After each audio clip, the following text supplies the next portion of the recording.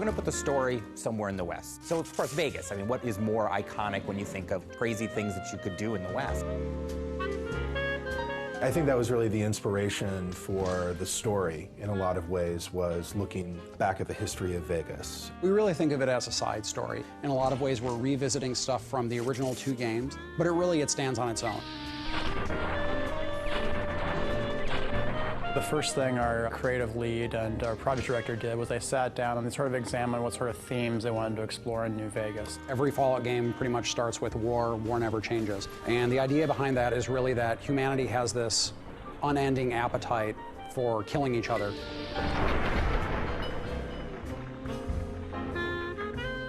Thematically, if you're going to do a game about Vegas, you have to deal with the theme of greed. And so that's something that kind of suffuses the game. We've tried to do a lot of reversals with the title, so sometimes we're going to show you why war is absolutely necessary.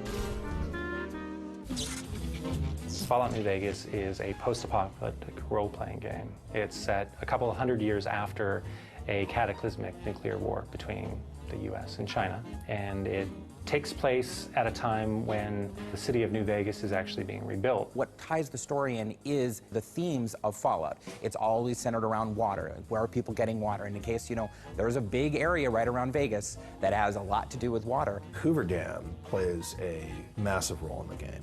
Hoover Dam is like the pot of gold that everybody is fighting over, because in this post-apocalyptic age, to have something that can produce electricity and also water is worth, you know, everything. Fallout 3 starts with you being born, and you're a baby, and you go through your young adulthood until you leave the vault. In New Vegas, we wanted to say you start the game in a very Vegas sort of cliche style almost. You are shot in the head and dropped in a shallow grave, so it starts with essentially your would-be death. After you're shot and left for dead in a grave, you know, you might have some desire to go see what the whole murdering business was about and why he wanted you dead in the first place. In the course of trying to resolve that one conflict, you get pulled into larger events. So in this case, you're trying to find the people that killed you and what they were trying to get from you. In this case, it was a package you were carrying. So, of course, as you go around, you find out that what you were carrying is centrally tied into this major conflict in the area between New California Republic and Caesar's Legion and Mr. House, who's the guy that sort of runs the strip in New Vegas. Player freedom is very important in the Fallout series, and when we allow the player to basically have a choice on what they do and how they do it, by leaving the plot open in a way that basically they're just learning what's going on in the world, it gives them a lot more freedom in how they want to learn that information. The leader was a New Vegas type. Typical city boy. He had a bunch of great cons with him, probably hired guns. A lot of the story that comes out of a Fallout game is through the player's own experiences. What you want to do is get them a lot of hooks to adventure with and sort of bounce their own ideas off of and their own experiences. Like a lot of role-playing games, but I would say even more with Fallout, it's about choice. You know, do I want to be the nice guy? Do I want to be the bastard? I mean, they can go through the game just blowing everyone away at a moment's notice. They can level whole towns. They can kill everyone all the way up to the very end of the game. And we also want to make it possible for those that want to be very pacifistic and more speech-oriented and try to be a good and all-around good person. They can just leave the story, go off into the desert, go into some crazy vault, come out, pick it up again. They can shortcut parts of the story. Really, I said, it has to start like this, and it has to end with some big conflict between humans about very human concerns. But where you go along the way is sort of what we've been defining over the course of the development process. Another thing about the Fallout quote-unquote story is what you're trying to do is just make sure that the characters you present in those environments, you want to give them a lot of depth. You want to give them a lot of purpose. There are too many characters for me to count how many we're introducing. This game is not, it's set in the future, but it's set in an alternate future. So we can take a lot of inspirational sort of figures from Vegas history and use them as sort of ideas for new characters or main antagonists. So one of the major characters, Benny, is sort of like, if you look at his sort of visual look, he's kind of inspired a little bit by Bugsy Siegel. Ring-a-ding, baby, ta-ta. We have a kind of enigmatic overlord of New Vegas named Mr. House, who is patterned after the historical Howard Hughes. Now, because of your carelessness, Benny has fled the strip. Caesar is the head of this rather frightening faction called Caesar's Legion that's looking to conquer this region. I want Mr. House knocked out of the game. A quick 1-2 punch. These bizarre characters and their sort of twisted things that they do, it's a really big part of the setting, and it's important that Even though we have these terrible situations that people are in, they're punctuated by these moments of bizarre humor. Please don't do no harm to me, mister. At least the way it's not my face. All I got left is my rugged good looks. Because the people you meet at different points in the game can actually join you as companions and actually fight alongside you, that sort of gave us a really strong opportunity to have them reinforce the story. People are really going to enjoy our companions. Raul is very distinctive. He's a ghoul that has been traveling up from Mexico for like hundreds of years, basically, and just living in the desert. And so he has all these crazy stories to tell and really interesting personality. I'm not much use besides being a portable encyclopedia, really. I guess you could use me as a packed Brahmin. People really enjoy being part of certain factions in games, participating in the faction politics, and using their influence within an organization to sort of change the game world. You have these large factions that you're really going up against with very different desires. Like one is just, I just want to take over the world. One is, I want Vegas to survive and me always on top. They can side with the New California Republic in the war effort. They can side with Caesar's Legion. They can choose to support Vegas, or my personal favorite is that you sort of blaze your own destiny, and depending on the alliances you form with these factions, that sort of determines the future and fate of the world. The environment is genuinely reacting to what you do as the player. You have a pretty extraordinary amount of control over the outcome of the game.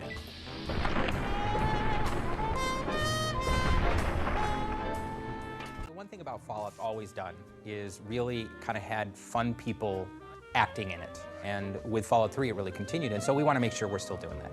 And obviously, you have Ron Perlman coming back. Ron Perlman has been the voice of Fallout for so long, it was kind of like, well, of course, he's going to be the narrator. You are a courier, hired by the Mojave Express. It's nice to be working on this same character for this many installments over this span of time. The legate is crowned as the new Caesar.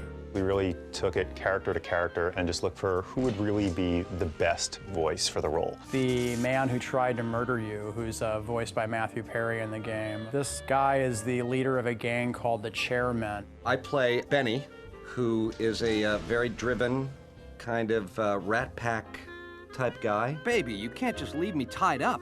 Those Legion boys will put me on a cross for the mess you made, if I'm lucky. He's really, really enthusiastic and a genuine fan, and he was really easy to work with.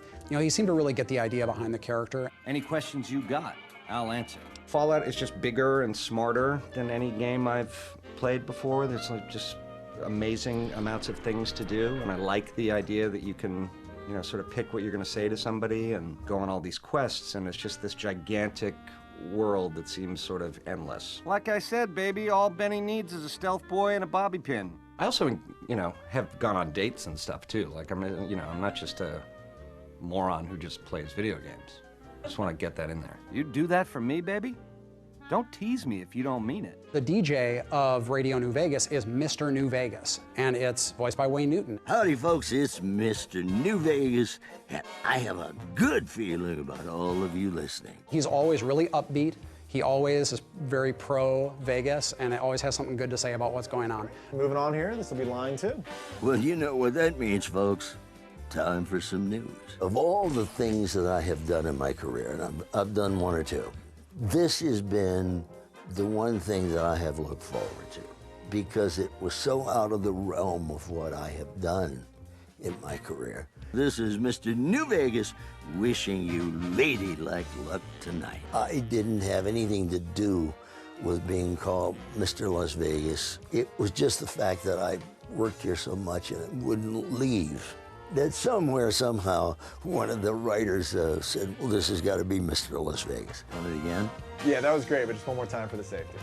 Hey, we've got some news for you coming right up. We were lucky enough to get Felicia Day to be one of our Brotherhood of Steel members, which is fantastic, and it makes my nerdly heart glow. Recording Felicia Day has been just a joy because she's so enthusiastic and she's so excited. There's got to be something we can do. Veronica is a scribe for the Brotherhood of Steel, and she's sort of sardonic. She's really bright and also likes to punch things. So she's got everything going on for her, really. They need me, and I'm not going to abandon them. That's what I actually like about the character, is that she's a rabble-rouser, but it's for the good of everyone. She really wants to improve everyone's life, and she's willing to buck the system to get it done. When I read it, I read the copy, I was like, oh, this is great. I just don't even have to be anything but a sassy me. It really sounds like it could be a good fit, doesn't it? The character that I voice, his name is Arcade. He's a doctor. You have the option as the main character to befriend Arcade. I honestly didn't expect you to say that. When I talked to you about Daisy and the others, you seem to put a lot of value and loyalty to the past. I've made it very clear to the powers that be, I'm a gamer. I'd like to do voices for your games. I'll have friends who aren't gamers, and they do voices. I'm like, that's so unfair. Like, I actually care about this, and you're the one who got to do the job? Bubkiss. I need to make a stop before I settle in. I'll be back in a while. Thanks again for your help. It means a lot to me. Cool. Yeah, great. Hey, great, man. Marcus is a mutant, first of all. He's been around for a lot of years, and he's aged over the years, but he's still mutant-like. And he is sort of like the sheriff of Jacobstown, which is near New Vegas. If NCR or anybody else is looking for an excuse to attack Jacobstown, they're not going to get it from us. With Rene Aubergenois, from his very first line, he got the character, he got the tone, he got the delivery. Mr. House, he's a very strange and enigmatic character. Give me 20 years, and I'll reignite the high technology development sectors. 50 years, and I'll have people in orbit. His hope is to reignite and reinvigorate this world. Just in awe of his talent, because he's such a voiceover pro. Now that you've arrived at your destination, what do you make of what you see? Some say he's a man, others a machine. I don't care. He's in the way. My word is law. I'm an extremely powerful character. Violence is how I rule. Walk away if you want, but if you do, he's going up on a cross. Is there anything old Vic can do you for? If I find my way into a voice, a sort of a person will appear that doesn't sound like me and it doesn't think like me. That's always when it's the best, because it surprises me, it surprises them. Well, butter my butt and call me a biscuit if it ain't my old friend from Good Springs. I can throw the gun at him if you want, boss. Raoul is like a very smart old ghoul. He's got a lot of wisdom and a lot of experience, you know, so he uses it sparingly, but he's pretty sharp. It was early on. We didn't know just how serious it was out there. Not too long ago, they took Nelson and Searchlight. They got some camps on the eastern shore of the Colorado, and the monstrosity on the hill across the lake, that's for Caesar. Mr. Christopherson, who's got an amazing voice, very thick and gravelly and really fun to work with. Just keeping that dam secure and operational day to day is enough work for one person. Every officer I ever talked to, or every soldier, you know, it probably influenced some of my delivery on this. So this will be lines 1 through 7, and it'll be take 1 whenever you're ready. Rangers, this is the chief. I know I can ramble on sometimes, but I need you to listen close for the next minute or so. I hope players play this game, and I want them to be fully immersed in the world, and I want them to really feel each character when they're speaking to them as a totally different individual. Yee-haw! Ain't that party? A lot of what we had to make sure that we did with the art style was to, in essence, make it still feel like the post-nuclear world that it was. And that is the kind of the weird 50s, but 100 years after the 50s, if the 50s just stayed the 50s, and then bringing in this idea of Vegas. Josh had one of the first team meetings, and he talked about Vegas as being one of his ideas, but more importantly, that it'd be the Rat Pack era. And when he said that, then I was just joyous, because it's just great aesthetics at that time. When we started the game, there were a few things aesthetically that we knew we wanted to do. We wanted to make sure that the architectural style of homes and as well as the casinos either reflected 50s style from the Vegas era, or it reflected an even earlier time, more like the settlers of the West. But it's all about Vegas. And so we want to make sure that we have this feeling of sort of this neon, and again, it feels like you're going in there and you're playing around with the mobsters, you're playing around with the Rat Pack.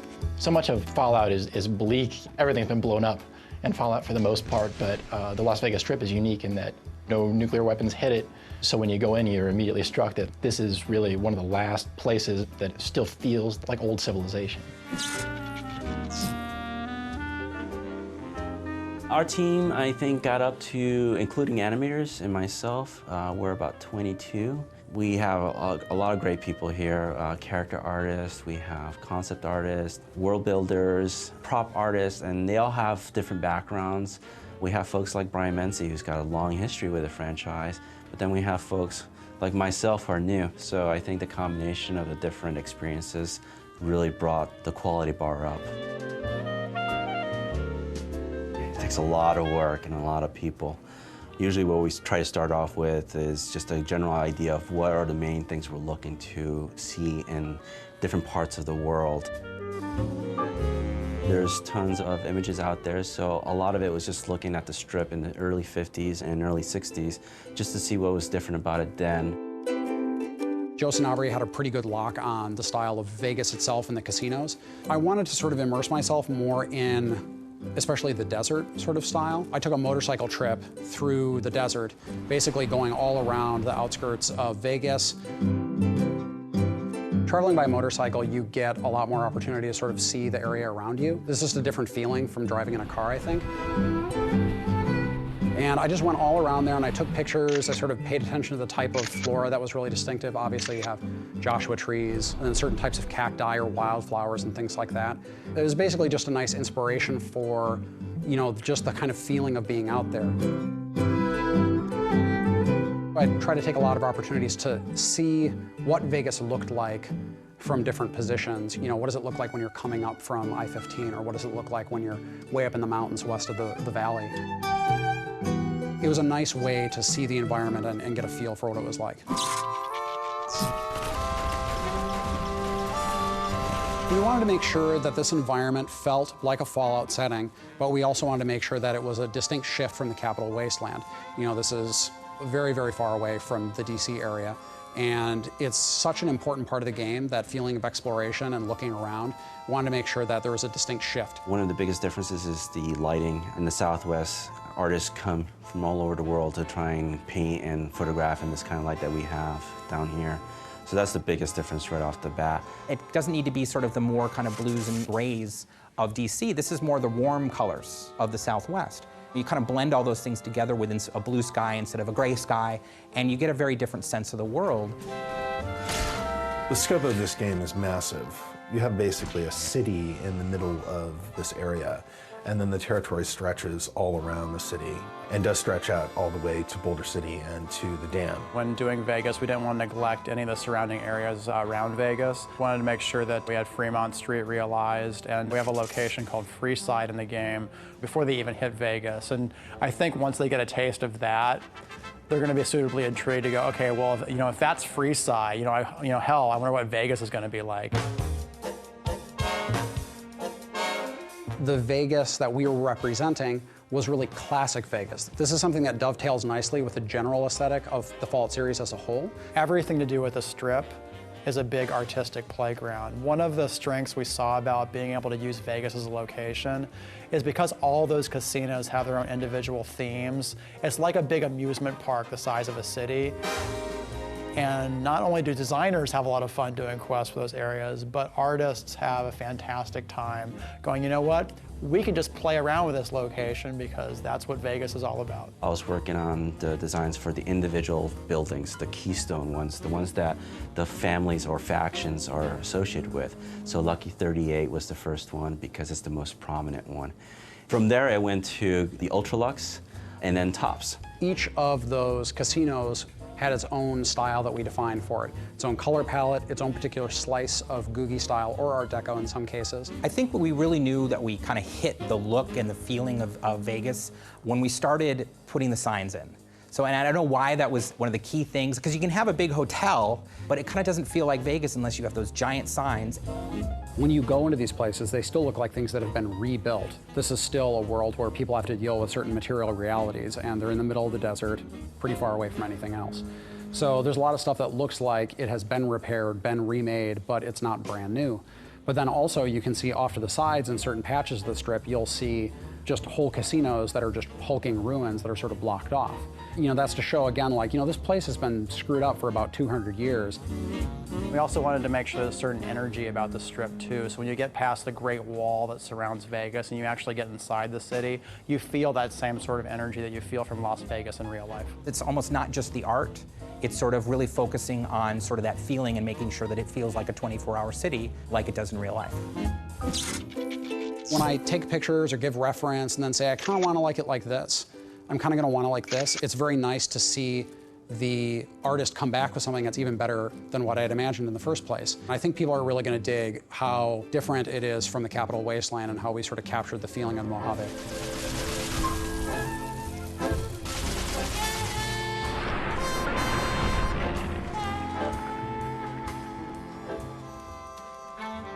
People who I knew who'd never played role-playing games and certainly had never played Fallout, curse them, they picked up Fallout 3 and started playing it. Had a fantastic time, which, you know, kind of surprised me because I always considered Fallout 1 and Fallout 2 to be very much a role-player niche market. Fallout 3 kind of bridged that gap where it's like, you know what, it's easy for you to get into this game, and once we've got you trapped there, there's a lot of complexity and a lot of things for you to do, and we've got you hooked. We wanted to make sure, when looking at the mechanics for the game, that we weren't trying to reinvent the wheel. A lot of people like Fallout 3. A lot of people like Fallout 3. So the experience should feel familiar to them. There were places where we could give them more options and more interesting sort of tactical choices to make, whether that's in the role-playing game system or in the combat system or just in general in the game. We wanted to explore the ways that we could do that. The whole premise of Fallout is about giving the players at least 3 ways to solve each quest. Like, one of the big strengths of Fallout is it has a very detailed character creation process, and that process, right down to each individual skill, individual perks you've chosen, the game world specifically reacts to those things. That's kind of one of the design philosophies for the franchise. I think that people are going to notice in the conversations that we try to let the player in on what the mechanics are a lot more.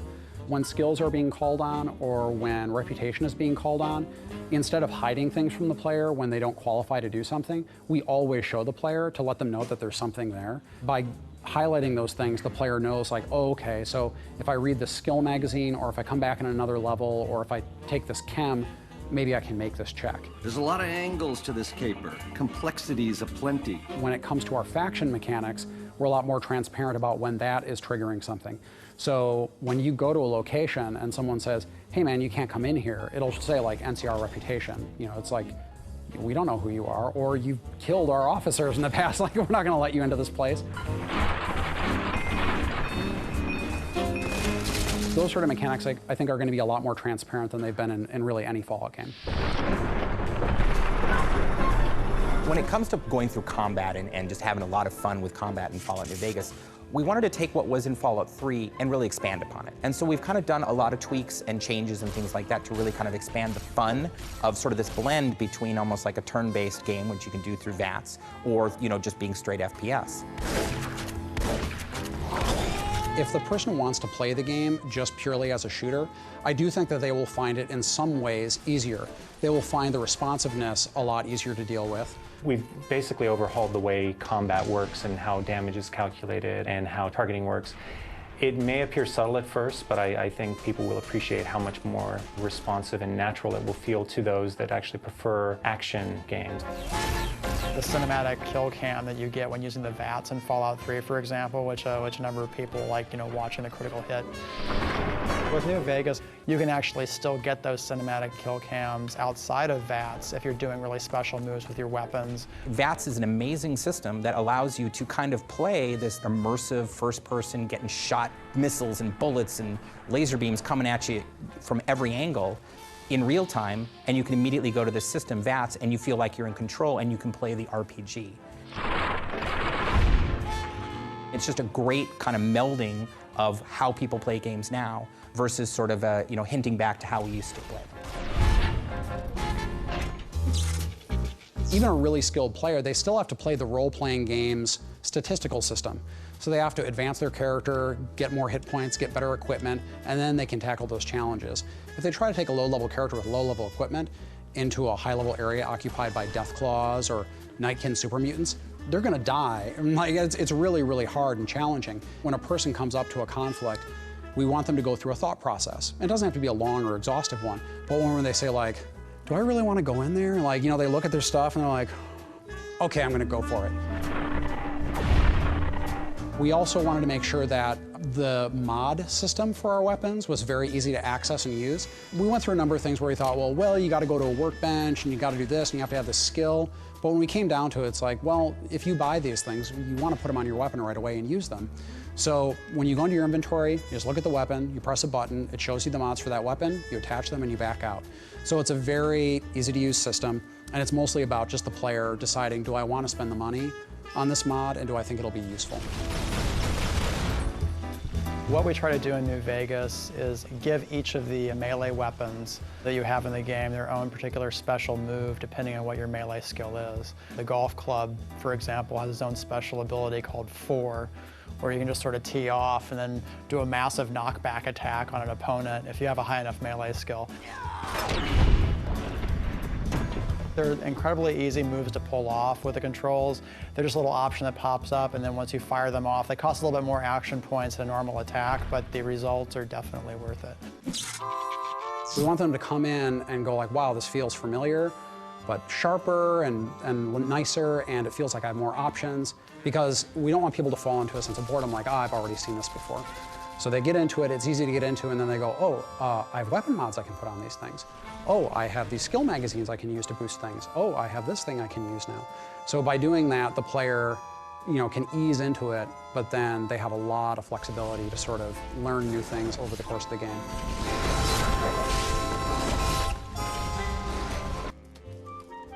In Fallout, and then in Fallout New Vegas in particular, we really wanted to have sort of a lot of groups that people could interact with. Factions are really important to us. We didn't want to make it something where it was black and white, where you have this small group of good people against a small group of bad people. It's this very complex mixture of these different people and these different factions. The player has a lot of control over what he gets to do in the New Vegas area. He gets to influence what happens to an entire region, and in order to have that kind of influence, he needs to side with one of the factions and sort of decide where he tips the balance. It's all about war, and that's what Fallouts have been about, is war, and so how we're really showing that is war between these factions.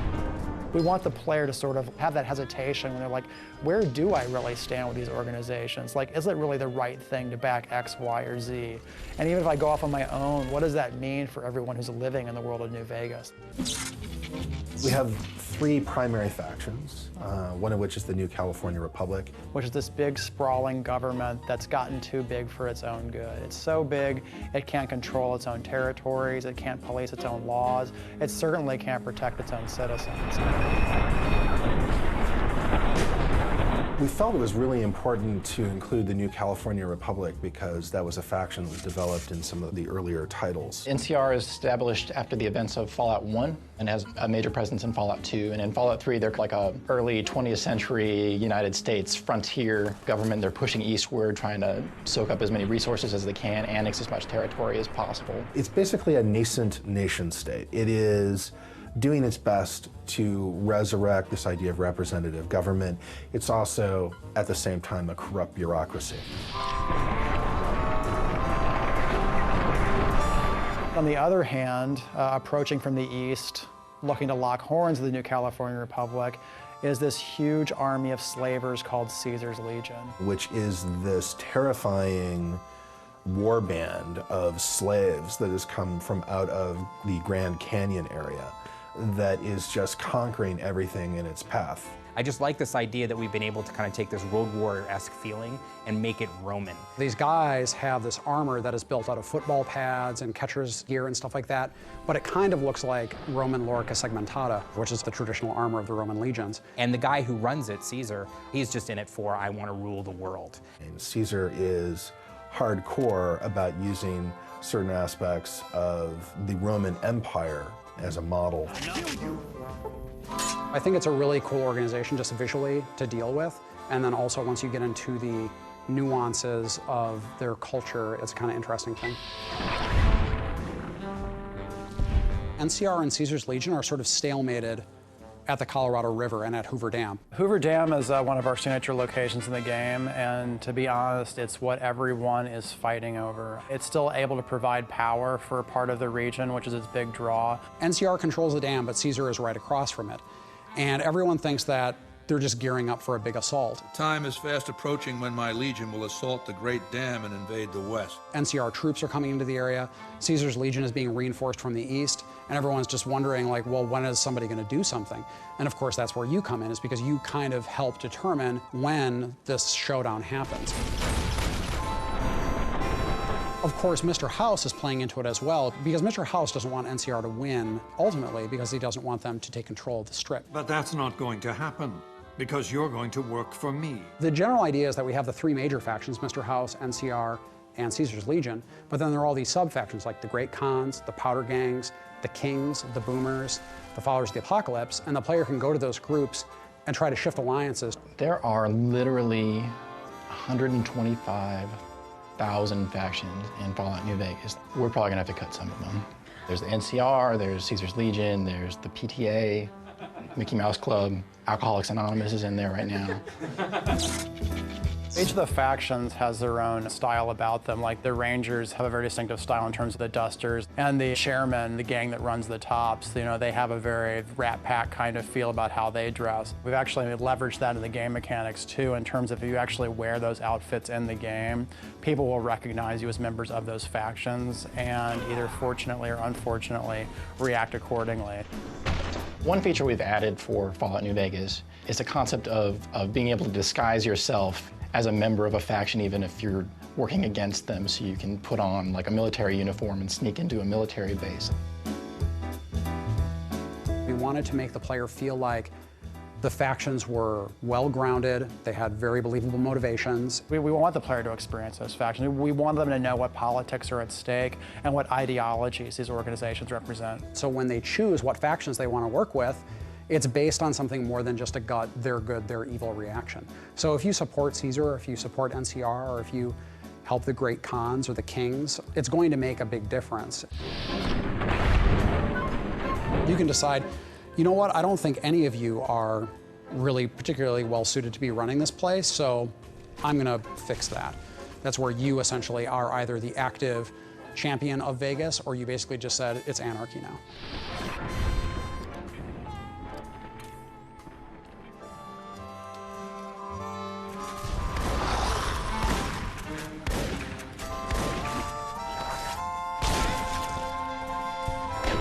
Our audio designers have put a lot of effort into sort of changing the sound. Part of it is because our environments are so open and there's so much desert involved, they wanted to make sure that they had distant sounds and close sounds. What we do is we take the Fallout 3 weapon assets and we have repurposed them so that they sound a little more like they're in the environment of Fallout New Vegas. So you hear the rapport of the sound bouncing off of the different spaces and in the mountains in the background and all that.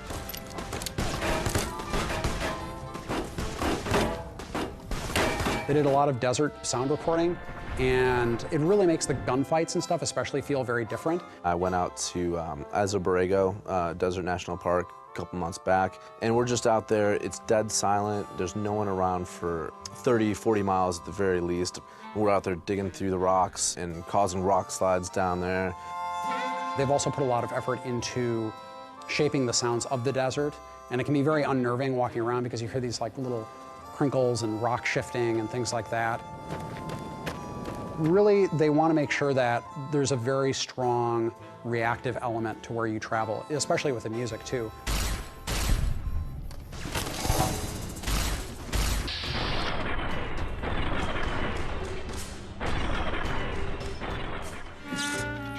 When it comes to the music of Vegas, it's sort of almost like the contrast between the world that we're going to get to run around in. It's the desert, and it's what's going on there, and it's the Strip.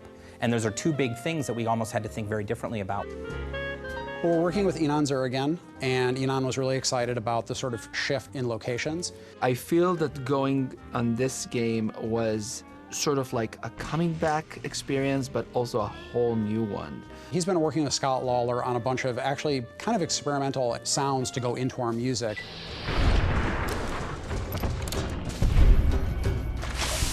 We got together, Enon and myself, and we talked through really what we wanted to do different with this game and how we wanted to differentiate it from Fallout 3. Me and Scott had a lot of discussion before we started. It's like, okay, so, you know, we really want to do this Western style, but it should be decadent, it should be twisted, it should be scary.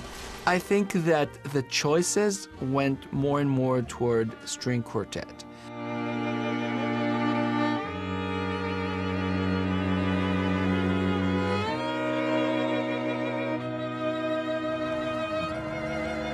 The reasons we chose that is I wanted the score to be very textural and have this sort of grit to it that you can really get from those close mic'd instruments as the rosin moves across the strings.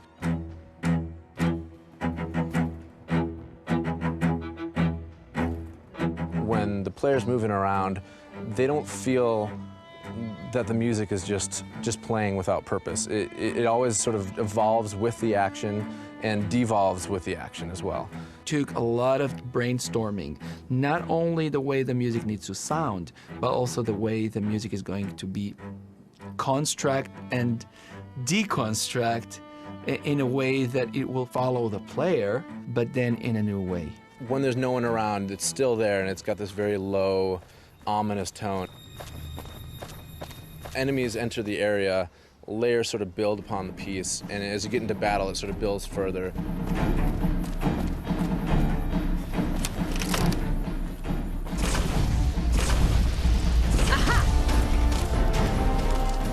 But then we have to take it into Vegas. The strip itself will be a very interesting challenge because we want to, of course, have the ambient sort of feeling, but also once you get into the strip, a lot of the radios in that environment are playing Radio New Vegas, which has Mr. New Vegas, which is Wayne Newton, and we'll have sort of classic songs of the era. It really just kind of went from there, and it was smooth, and working with Enon was an absolute pleasure. He came up with amazing pieces. It was exciting to come to work and look at my inbox and find, you know, these amazing pieces of music every day. People are understanding that music for computer games is something that needs to be a very, very high level. I feel the pressure. I feel the demand. But for me, it's just fueling me. It's not really, you know, scaring me.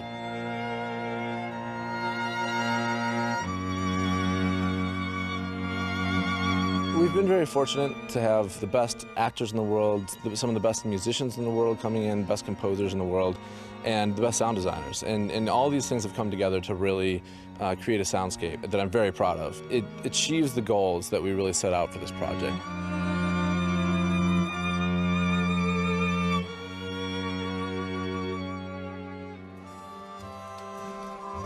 One of the things that we try to do is think about both technology that people would make or utilize in the new world, or things that are pre-war that people are trying to get working now that they're sort of putting the pieces back together. Obviously, Fallout has the whole, you know, what people in the 1950s viewed the future to be like, which, you know, immediately becomes a huge playground for, oh, let's try this kind of blaster, this kind of laser weapon, this kind of energy weapon. It's not microchips, it's vacuum tubes. It's not hard corners, it's rounded corners. It's the ray gun instead of the M16.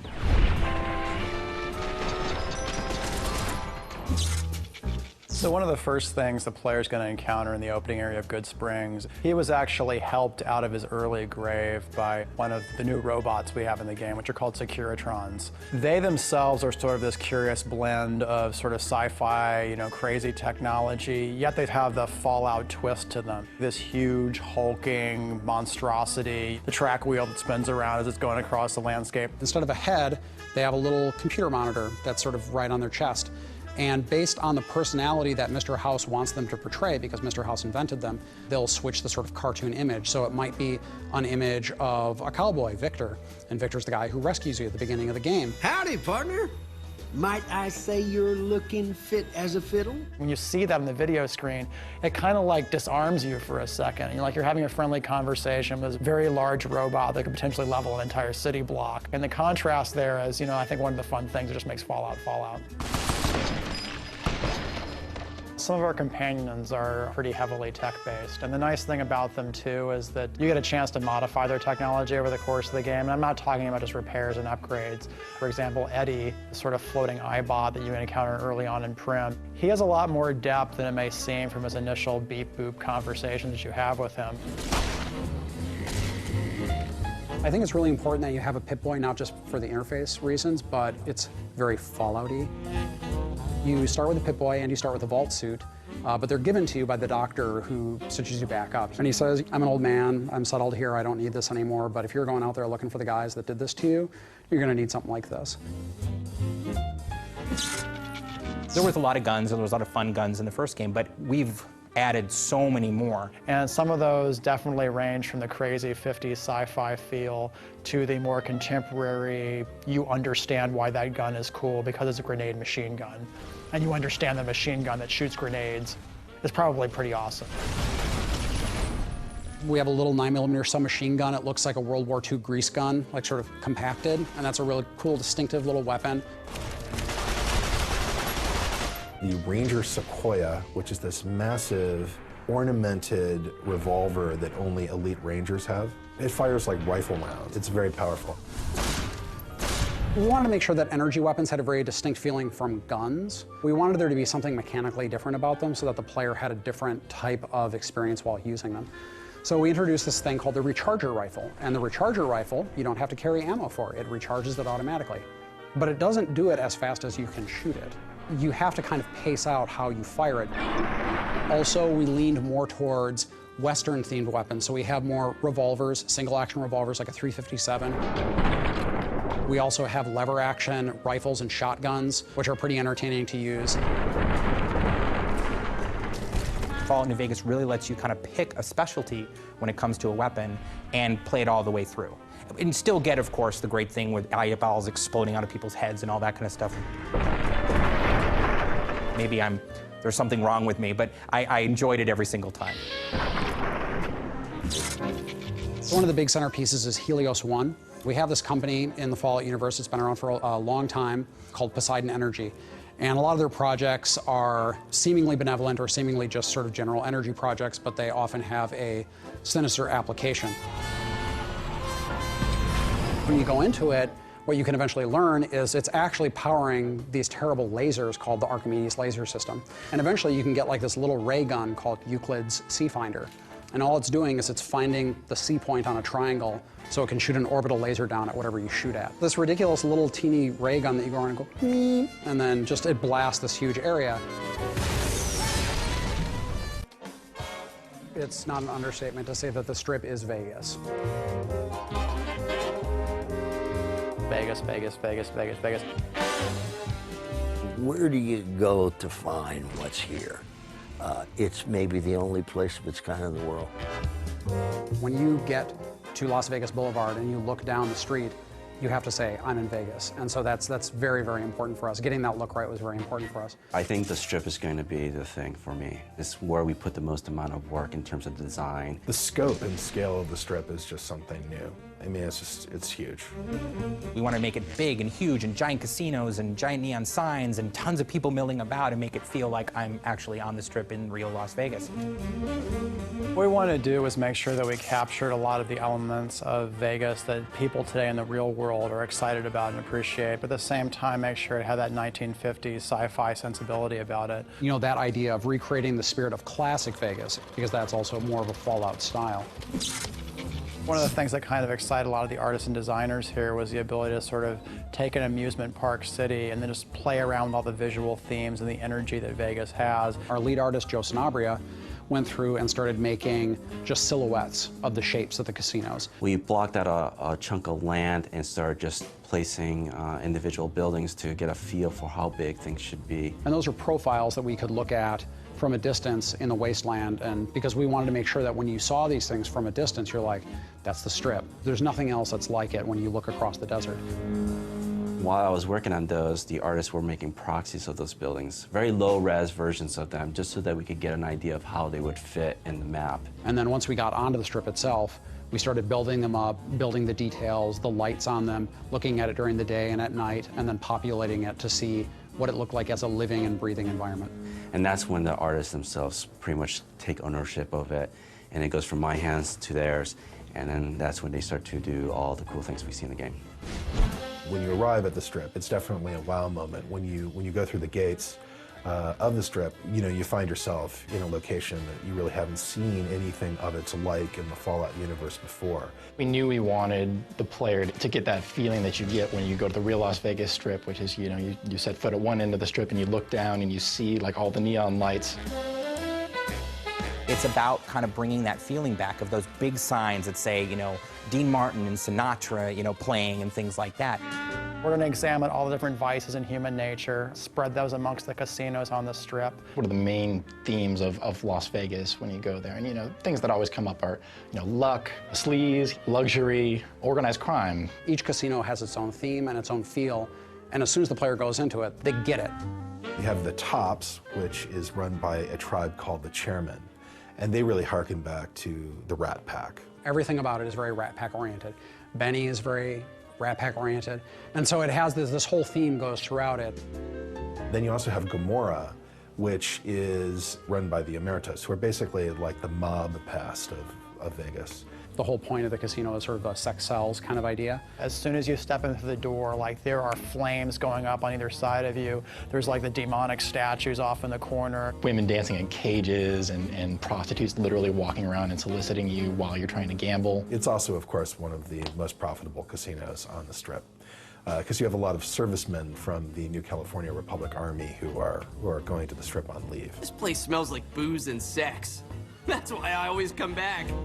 Mr. House's casino, the Lucky 38, that has a very mausoleum feel about it intentionally. So when you go in there, you feel like you're actually walking into an ancient crypt, a part of the old world that hasn't been touched. And that's supposed to reinforce a lot of his character in that location. We also have the Ultra Lux, which is the super ritzy casino. Big, high dome, very nice people greeting you and being maybe a little too well-mannered with you. I am at your service. Ultra Lux is all known for basically being high society, and so you can kind of hobnob with the wealthy elite that do visit the Strip because they tend to stay there. You look like you'd be more at home at one of the other hotels. I think a big part of Vegas, no matter what time period it's gone through, each casino is trying to sort of carve out its own particular theme and niche, and it was a lot of fun coming up with those styles for the casinos, specifically in New Vegas.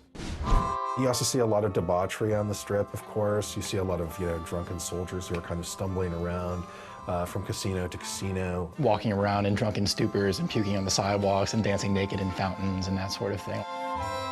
Securitron robots will roll out of there and patrol the Strip quietly, just day in and day out. So if you show any iron on the streets or start shooting, those guys will take you out.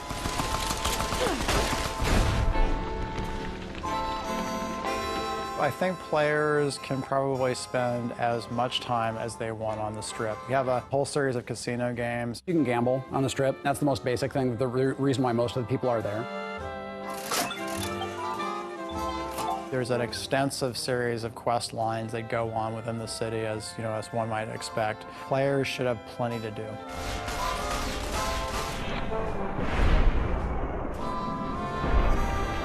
In the end, I think we did a really good job. The guys worked hard and were able to put things together in a way that I think is going to be entertaining for folks. What keeps people coming back, I believe, is just good gameplay, good story.